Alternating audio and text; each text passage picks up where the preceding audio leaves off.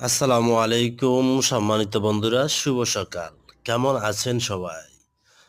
আপনাদের সামনে আবারও একটা নতুন জিনিস তুলে ধরলাম। সেটা হলো আমাদের ফেনী সদর হসপিটালের একটু আগে যে সড়কটি রয়েছেন, সেই সড়কের দৃশ্যটি। এখানে এই সড়কের রাস্তাটা প্রচুর পরিমাণে ভাঙ্গা। এখান দিয়ে যে রেলগেটটা গেছে, সেই রেলগেটটা দিলুনিয়া বর্ডারে গেছে। তো এই রেল গেটের আগে থেকে ধরে হসপিটালের গেট পর্যন্ত দেখতে পারতেছেন আপনারা কি প্রচুর প্রচুর পরিমাণে ভাঙ্গা। কিন্তু ওনারা যে রিপেয়ারিং গুলো করতেছে, সেই রিপেয়ারিংটা অ্যাকুরেট হচ্ছে না।